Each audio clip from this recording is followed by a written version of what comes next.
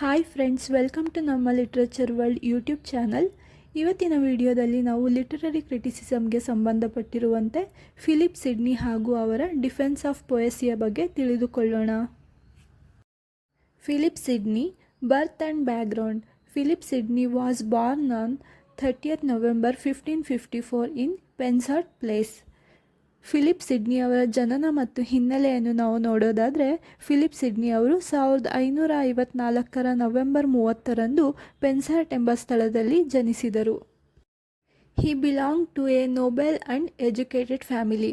ಅಂದರೆ Philip Sidney ಅವರು ಒಬ್ಬ ಉನ್ನತ ಮತ್ತು ಶಿಕ್ಷಣ ಪಡೆದ ಕುಟುಂಬಕ್ಕೆ ಸೇರಿದ್ದರು. His father was Henry Sidney, an important political leader. ಇವರ ತಂದೆ ಹೆನ್ರಿ ಸಿಡ್ನಿ, ಇವರು ಪ್ರಮುಖ ರಾಜಕೀಯ ನಾಯಕರಾಗಿದ್ದರು. ಇದು ಸಿಡ್ನಿ ಅವರ ಹಿನ್ನೆಲೆಯಾಗಿದೆ. Next, education. Sidney studied at Shrewsbury school. Later he joined Christ Church. He was very talented in literature, languages and politics. ನಾವು ಸಿಡ್ನಿ ಅವರ ಶಿಕ್ಷಣವನ್ನು ನೋಡೋದಾದರೆ, ಇವರು ಶ್ರೂಸ್ಬೆರಿ ಶಾಲೆಯಲ್ಲಿ ವಿದ್ಯಾಭ್ಯಾಸವನ್ನು ಮಾಡಿದರು. ನಂತರ ಇವರು ಕ್ರೈಸ್ಟ್ ಚರ್ಚ್ಗೆ ಸೇರಿದರು. ಇವರು ಸಾಹಿತ್ಯ, ಭಾಷೆಗಳು ಮತ್ತು ರಾಜಕೀಯದಲ್ಲಿ ಬಹಳ ಪ್ರತಿಭಾವಂತರಾಗಿದ್ದರು. Life in the royal court. Sidney later became a member of the court of Elizabeth first. ರಾಜಮನೆತನದ ನ್ಯಾಯಾಲಯದಲ್ಲಿ ಸಿಡ್ನಿ ಅವರ ಜೀವನ. ಇವರು ಎಲಿಜಬೆತ್ ಫಸ್ಟ್ ರವರ ನ್ಯಾಯಾಲಯದ ಸದಸ್ಯರಾದರು.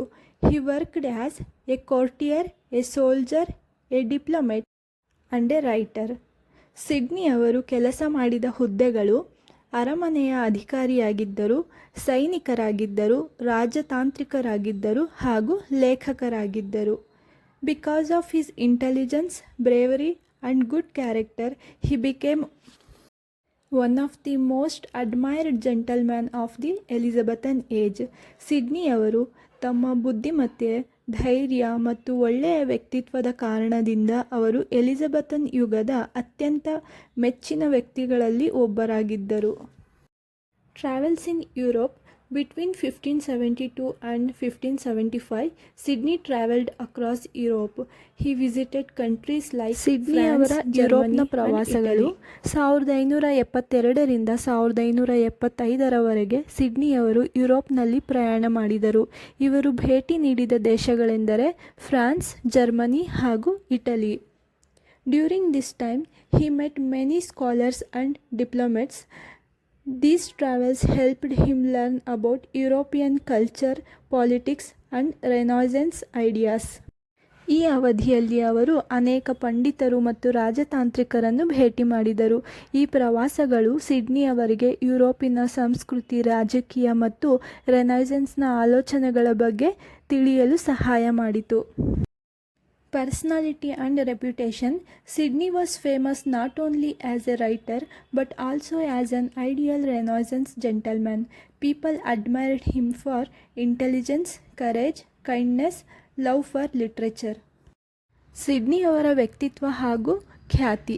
ಸಿಡ್ನಿ ಅವರು ಕೇವಲ ಒಬ್ಬ ಲೇಖಕರಾಗಿ ಮಾತ್ರ ಖ್ಯಾತಿಯನ್ನು ಪಡೆಯದೆ, ಇವರು ಒಬ್ಬ ಸೌಜನ್ಯಯುತ ವ್ಯಕ್ತಿಯಾಗಿಯೂ ಕೂಡ ರೆನೈಸೆನ್ಸ್ನ ಕಾಲದಲ್ಲಿ ಖ್ಯಾತಿಯನ್ನು ಪಡೆದಿದ್ದರು. ಇವರನ್ನು ಜನರು ಮೆಚ್ಚಲು ಕಾರಣಗಳೆಂದರೆ ಇವರ ಬುದ್ಧಿವಂತಿಕೆ, ಧೈರ್ಯ, ದಯಾಳುತನ ಮತ್ತು ಸಾಹಿತ್ಯದ ಮೇಲೆ ಇವರಿಗೆ ಇದ್ದಂತಹ ಪ್ರೀತಿ. One famous story says that when he was wounded in battle, he gave his water to another injured soldier, saying, "Thy need is greater than mine." This made him a symbol of generosity and heroism.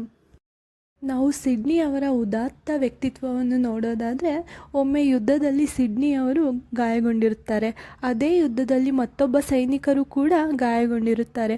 ಅಂತಹ ಸಂದರ್ಭದಲ್ಲಿ Sydney ಅವರು ತಮ್ಮ ನೀರನ್ನು ಆ ಬೇರೊಬ್ಬ ಸೈನಿಕನಿಗೆ ನೀಡುವುದರ ಮೂಲಕ, ನಿನ್ನ ಅಗತ್ಯವು ನನ್ನ ಅಗತ್ಯಕ್ಕಿಂತ ಹೆಚ್ಚಾಗಿದೆ ಎಂದು ಹೇಳಿದ್ದರು.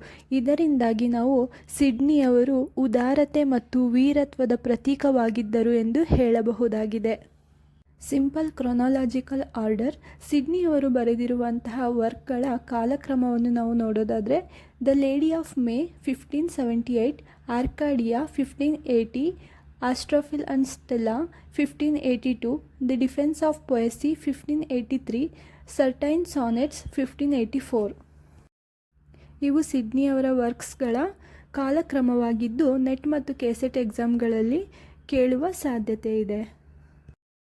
Important works: the lady of May return in 1578, A short pastoral entertainment masque written for the visit of Elizabeth I. It was performed in Wanstead House. It mixes poetry, music and drama. ನಾವು Philip Sidney ಅವರ ಪ್ರಮುಖವಾದಂಥ ವರ್ಕ್ಸ್ಗಳನ್ನು ನೋಡೋದಾದರೆ ಮೊದಲನೆಯದಾಗಿ the lady of May, ಇದನ್ನು 1578ರಲ್ಲಿ ಬರೆಯಲಾಗಿದೆ. Sydney ಅವರು Elizabeth first ರವರನ್ನು ಭೇಟಿಯಾದಾಗ ಬರೆಯಲಾದಂತಹ ಕೃತಿ ಇದಾಗಿದೆ. ಇದು ವ್ಯಾನ್ಸ್ಟೆಡ್ ಹೌಸ್ನಲ್ಲಿ ಪ್ರದರ್ಶಿಸಲಾಯಿತು. ಇದು ಕಾವ್ಯ, ಸಂಗೀತ ಮತ್ತು ನಾಟಕಗಳನ್ನು ಸಂಯೋಜಿಸುತ್ತದೆ. Next, the countess of Pembroke's Arcadia written around 1580, usually called Arcadia, a long prose romance with poetry. It combines adventure, love stories, politics and philosophy. The countess of Pembroke's Arcadia ಇದನ್ನು ಸುಮಾರು 1580ರಲ್ಲಿ ಬರೆಯಲಾಗಿದೆ. ಸಾಮಾನ್ಯವಾಗಿ ಆರ್ಕೇಡಿಯಾ ಎಂದು ಇದನ್ನು ಕರೆಯಲಾಗುತ್ತದೆ. ಇದು ಕಾವ್ಯದೊಂದಿಗೆ ದೀರ್ಘವಾದ ಗದ್ಯ ಪ್ರೇಮ ಕಥೆಯಾಗಿದೆ. ಇದರಲ್ಲಿ ಸಾಹಸ, ಪ್ರೇಮ ಕಥೆಗಳು, ರಾಜಕೀಯ ಮತ್ತು ತತ್ವಶಾಸ್ತ್ರವನ್ನು ಸಹ ನಾವು ನೋಡಬಹುದಾಗಿದೆ. Next, Astrophil and Stella written around 1582, one of the first great English sonnet sequence. Contains 108 sonnets and 11 songs. It tells the story of Astrophil's love for Stella. Astrophil and Stella ಇದನ್ನು ಸುಮಾರು 1582ರಲ್ಲಿ ಬರೆಯಲಾಗಿದೆ. ಇಂಗ್ಲಿಷ್ ಸಾನೆಟ್ ಸರಣಿಗಳಲ್ಲಿ ಇದು ಮೊದಲನೆಯ ಪ್ರಮುಖ ಕೃತಿಗಳಲ್ಲೊಂದಾಗಿದೆ. ಇದರಲ್ಲಿ 108 ಸಾನೆಟ್ಗಳು ಮತ್ತು 11 ಹಾಡುಗಳಿವೆ. ಇದು ಆಸ್ಟ್ರೋಫಿಲ್ನ Stella ಮೇಲಿನ ಪ್ರೇಮ ಕಥೆಯನ್ನು ವಿವರಿಸುತ್ತದೆ. The Defence of Poesy. The Defence of Poesy is one of the first and most important works of literary criticism in English literature. It was written around 1583. Sidney wrote it to defend poetry against people who believed poetry was useless or immoral. The Defence of Poesy ಎಂಬುದು English ಸಾಹಿತ್ಯದಲ್ಲಿ ಮೊದಲ ಮತ್ತು ಅತ್ಯಂತ ಪ್ರಮುಖ ಸಾಹಿತ್ಯ ವಿಮರ್ಶಾ ಕೃತಿಗಳಲ್ಲೊಂದಾಗಿದೆ. ಇದನ್ನು ಸುಮಾರು 1583ರಲ್ಲಿ ಬರೆಯಲಾಗಿದೆ. Why Sydney wrote this work? During the Renaissance period, some people criticized poetry. One critic was Stephen Gozan, who said poetry was harmful. Sydney wrote The Defense of Poesy to prove that poetry is valuable and meaningful. Poetry helps people to learn moral values. Poetry is better than many other forms of writing. Sidney ಅವರು defence of ಪೊಯೆಸಿಯನ್ನು ಬರೆಯಲು ಮುಖ್ಯ ಕಾರಣವೆಂದರೆ ರೆನೈಸನ್ಸ್ ಕಾಲದಲ್ಲಿ ಕೆಲವರು ಕಾವ್ಯವನ್ನು ಟೀಕಿಸಿದ್ದರು. ಅಂತಹ ಟೀಕಾಕಾರರಲ್ಲಿ ಒಬ್ಬರಾದವರು Stephen ಗೋಜನ್ರವರು. ಇವರು ಕಾವ್ಯವು ಹಾನಿಕಾರಕ ಮತ್ತು ಉಪಯೋಗವಿಲ್ಲದ್ದು ಎಂದು ಹೇಳಿದ್ದರು. ಸಿಡ್ನಿಯವರ ಮುಖ್ಯ ಉದ್ದೇಶ ಕಾವ್ಯವನ್ನು ರಕ್ಷಿಸುವುದು. ಸಿಡ್ನಿಯವರ ಪ್ರಕಾರ ಕಾವ್ಯವು ಉಪಯುಕ್ತ ಮತ್ತು ಅರ್ಥಪೂರ್ಣವಾಗಿದೆ. ಕಾವ್ಯವು ನೈತಿಕ ಮೌಲ್ಯಗಳನ್ನು ಕಲಿಸುತ್ತದೆ ಮತ್ತು ಇದು ಇತರ ಬರವಣಿಗೆಗಳಿಗಿಂತ ಉತ್ತಮವಾಗಿದೆ. Sydney's definition of poetry. Sydney says, poetry is an art of imitation. This idea comes from Aristotle. But Sydney explains that poets do not simply copy reality. Instead, they create a better and ideal world through imagination. So, the poet becomes a creator. Famous quote about poetry, poetry is an art of imitation. ಅವರ ಪ್ರಕಾರ ಕಾವ್ಯ ಎಂದರೆ ಕಾವ್ಯವು ಅನುಕರಣೆಯ ಕಲೆ. ಈ ಆಲೋಚನೆ Aristotle ಅವರಿಂದ ಬಂದಿದೆ. ಇದರ ಅರ್ಥ ಕಾವ್ಯವು ಜೀವನವನ್ನು ಅನುಕರಿಸುತ್ತದೆ, ಆದರೆ ಅದು ನಿಖರವಾಗಿ ನಕಲಿಸುವುದಿಲ್ಲ. ಅಂದರೆ ಇದು ಕಾವ್ಯವು ಜೀವನವನ್ನು ಅನುಕರಿಸುತ್ತೆ, ಆದರೆ ಆ್ಯಸ್ ಇಟ್ ಈಸ್ ಅದನ್ನು ಕಾಪಿ ಮಾಡೋದಿಲ್ಲ. ಬದಲಾಗಿ ಕವಿ ತನ್ನ ಕಲ್ಪನಾ ಶಕ್ತಿಯನ್ನು ಬಳಸುತ್ತಾನೆ, ಒಂದು ಉತ್ತಮ ಮತ್ತು ಆದರ್ಶ ಲೋಕವನ್ನು ರಚಿಸುತ್ತಾನೆ. ವಸ್ತುಗಳು ಹೇಗಿವೆ ಎಂಬುದನ್ನು ಮಾತ್ರವಲ್ಲ, ಹೇಗಿರಬೇಕು ಎಂಬುದನ್ನು ಸಹ ತೋರಿಸುತ್ತಾನೆ. ಸಿಡ್ನಿ ಅವರ ಪ್ರಕಾರ ಕವಿ ಕೇವಲ ನಕಲು ಮಾಡುವವನಲ್ಲ, ಕವಿಯು ಒಬ್ಬ ಸೃಷ್ಟಿಕರ್ತ ಎಂದು ಹೇಳಿದ್ದಾರೆ. ಸಿಡ್ನಿ ಅವರ ಪ್ರಸಿದ್ಧ ವಾಕ್ಯ, ಕಾವ್ಯವು ಅನುಕರಣೆಯ ಕಲೆ. Poetry teaches and delights. One of Sydney's most famous ideas is poetry should teach and delight. This means poetry teaches moral lessons. At the same time, it entertains readers. Because of this combination, poetry influences people more strongly than other subjects. ಕಾವ್ಯವು ಓದುಗರಿಗೆ ಬೋಧನೆಯನ್ನು ಸಹ ಮಾಡುತ್ತದೆ, ಅದರ ಜೊತೆಗೆ ಸಂತೋಷವನ್ನು ಸಹ ನೀಡುತ್ತದೆ. Sydney ಅವರ ಅತ್ಯಂತ ಪ್ರಸಿದ್ಧ ಆಲೋಚನೆಗಳಲ್ಲಿ ಒಂದು, ಕಾವ್ಯವು ಬೋಧಿಸಬೇಕು ಮತ್ತು ಆನಂದವನ್ನು ನೀಡಬೇಕು. ಇದರ ಅರ್ಥ, ಕಾವ್ಯವು ನೈತಿಕ ಪಾಠಗಳನ್ನು ಬೋಧಿಸುತ್ತದೆ, ಅದೇ ಸಮಯದಲ್ಲಿ ಅದು ಓದುಗರನ್ನು ಮನರಂಜಿಸುತ್ತದೆ. ಮುಖ್ಯ ಅಂಶ, ಈ ಎರಡೂ ಗುಣಗಳ ಕಾರಣಗಳಿಂದ ಕಾವ್ಯವು ಇತರ ವಿಷಯಗಳಿಗಿಂತ ಜನರ ಮೇಲೆ ಹೆಚ್ಚಿನ ಪ್ರಭಾವವನ್ನು ಬೀರುತ್ತದೆ. ನೆಕ್ಸ್ಟ್ ನಾವು ನೋಡೋದಾದರೆ comparison with history and philosophy. ನಾವು ಪೊಯೆಟ್ರಿಯನ್ನು ಹಿಸ್ಟ್ರಿ ಮತ್ತು ಫಿಲಾಸಫಿಯೊಂದಿಗೆ ಕಂಪೇರ್ ಮಾಡುವುದು. Sidney compares poetry with history and philosophy. Philosophy teaches moral ideas, but it is often too difficult and abstract. History shows real events, but it only tells what actually happened, not what should happen. Poetry is better because it teaches moral truth, uses imagination, moves people emotionally. Sidney ಅವರು ಕಾವ್ಯವನ್ನು ಇತಿಹಾಸ ಹಾಗೂ ತತ್ವಶಾಸ್ತ್ರದೊಂದಿಗೆ ಹೋಲಿಕೆಯನ್ನು ಮಾಡಿದ್ದಾರೆ. ತತ್ವಶಾಸ್ತ್ರ